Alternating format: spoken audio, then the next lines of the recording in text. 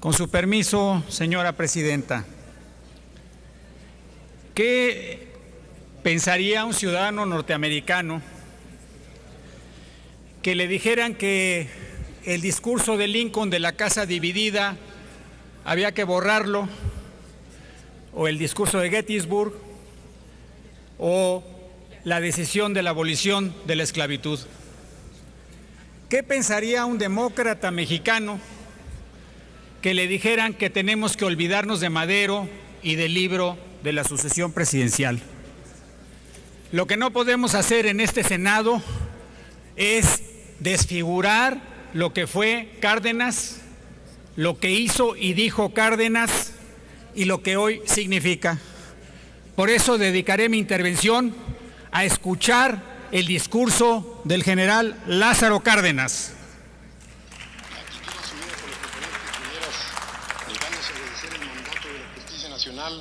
Que por conducto de la Suprema Corte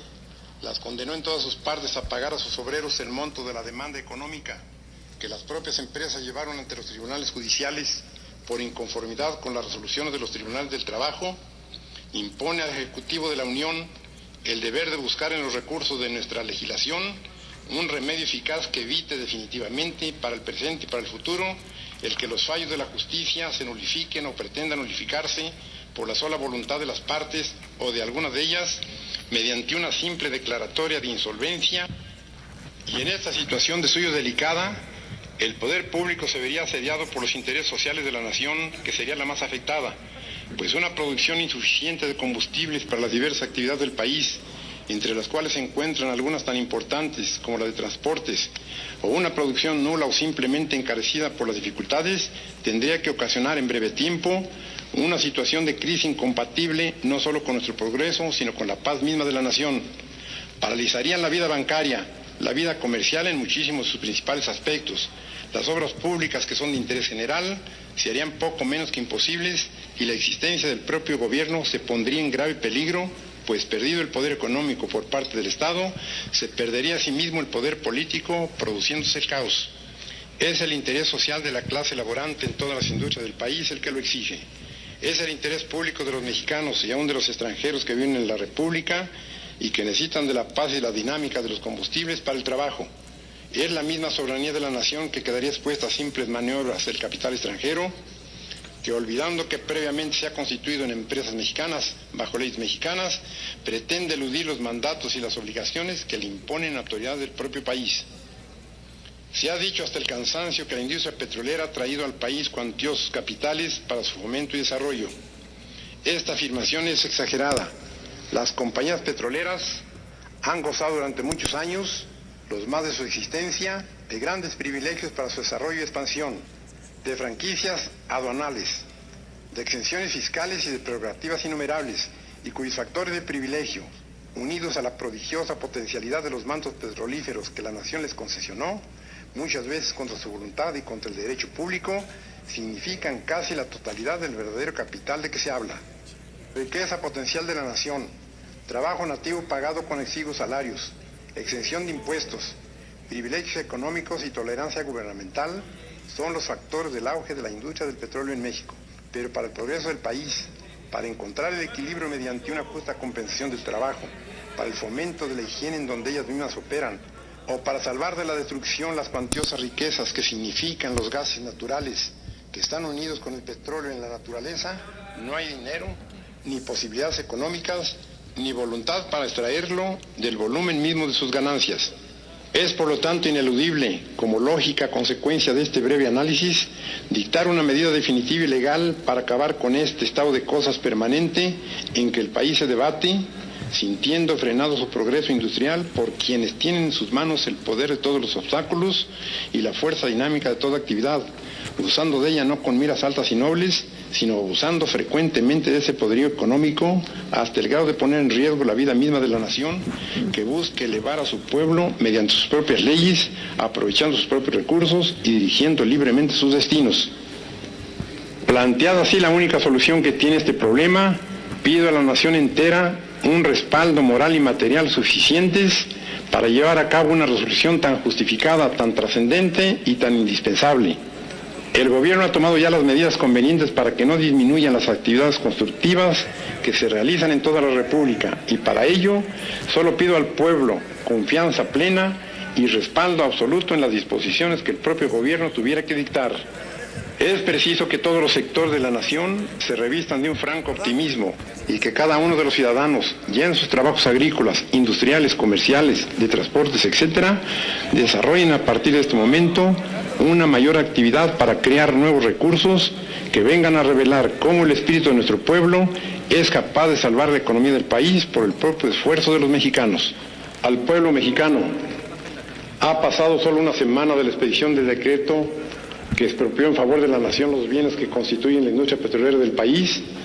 y ya vuelvo a tener el honor de dar cuenta al pueblo del proceso que se sigue para llevar a feliz término tan trascendente resolución,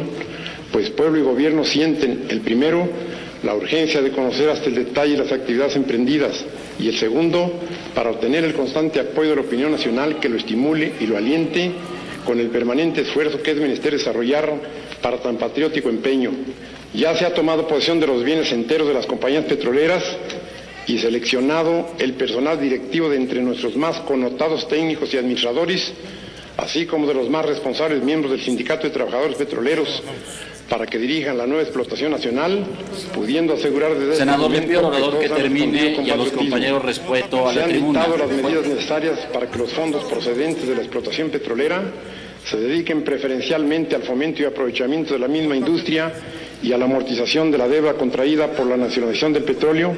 ya que ello nos garantizará el cumplimiento de la obligación contraída, y solo en forma perentoria o fortuita podrá gravitarse la solvencia del compromiso sobre los recursos ordinarios del pueblo, y para cuyo efecto se ha aceptado la oferta popular de contribuir con los fondos individuales de los ciudadanos a reforzar la solvencia de la nación para que quede asegurado el éxito. Por fortuna, el pueblo de México comprendió inmediatamente los efectos saludables de la resolución del gobierno y externó su opinión en una forma plebiscitaria y entusiasta que no tiene precedentes en México. Las grandes manifestaciones de los estudiantes universitarios, de los obreros, de los campesinos, del ejército y del pueblo en general, verificadas unánimemente en toda la República, fueron por su número y entusiasmo de las que harán época en la vida cívica del país, y las jornadas que posteriormente se llevaron a cabo en esta capital, promovidas por la mujer mexicana, le pido al orador que termine su intervención, y a los compañeros que respeten la tribuna. Insólita del clero mexicano, que por primera vez en la historia del país se presentó sin egoísmos a contribuir en un hecho de esta naturaleza, pusieron de relieve las virtudes que privan en el pueblo y la circunstancia muy especial de que las clases más pobres de la nación y las laborantes de toda actividad productora, que fueron las que dieron las más fuertes notas de emotividad y de sacrificio en sus aportaciones, revelaron la unanimidad con que México está dispuesto a llevar hasta el fin este acto de emancipación definitiva de su economía interior,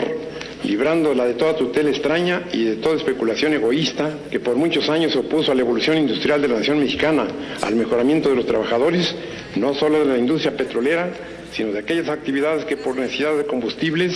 se sentían obstaculizadas para responder a las fuertes demandas del trabajo, y finalmente para librarse de una corruptela siempre en acecho de la ética gubernamental, que en ciertos momentos llegó a ser el argumento definitivo y el arma más eficaz de las empresas petroleras para favorecer su expansionismo y consolidar su situación. Los pueblos libres y los trabajadores de todo el mundo, señor presidente, saben que el día en que los por favor hablan de negación de justicia los es tiempos porque ha cesado de imperar su y lo que se ha influencia, establecido como y el imperio proceso, de la ley se abre paso como procedimiento, para defender a los inermes y a los desheredados de toda garantía, después de grandes sacrificios, Camacho, hasta que vino el periodo de la reforma, en que los legisladores mexicanos pudieron dar leyes y normas sociales a su país, sin tropezar ya con los obstáculos de las conciencias que oprimían los enemigos del progreso. Hoy solo tendremos necesidad de sacrificios económicos para poder entregar a nuestros descendientes una riqueza que, siendo de la nación originalmente, había pasado a manos extrañas por imprevisión de nuestra política interna, y que, siendo de una potencialidad extraordinaria, ha tratado de influir no en el adelanto y bienestar del pueblo como debiera, sino en conservar su atraso y su miseria. La conducta de las compañías, y su rebeldía para obedecer la resolución de la Suprema Corte de Justicia hizo que el gobierno obrara radicalmente para acabar de raíz con una situación que venía lesionando los intereses de la nación. La expropiación fue en sí un acto de soberanía que tuvo el apoyo espontáneo de todo el pueblo. En esa ocasión se puso de manifiesto una vez más el fervor patrio que encierra el alma mexicana. Senador, le pido de favor que con la expropiación nació la empresa organizada por el gobierno que controlaría íntegramente esta importante industria para desarrollarla en beneficio de toda la nación. Y fue con el apoyo unánime que el pueblo dio al acto de expropiación y con la reforma constitucional de 1939 que se menciona, que quedó oral y legalmente consolidada la nacionalización de la industria petrolera que en lo adelante dirigiría el Estado.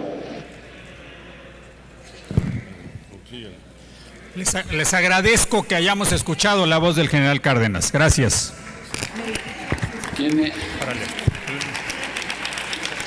Tiene el uso de la tribuna el senador Fidel de Médicis Hidalgo. Por favor, respeten la tribuna.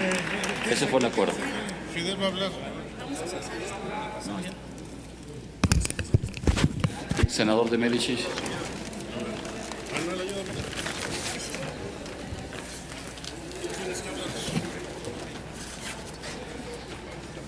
El monto de la demanda económica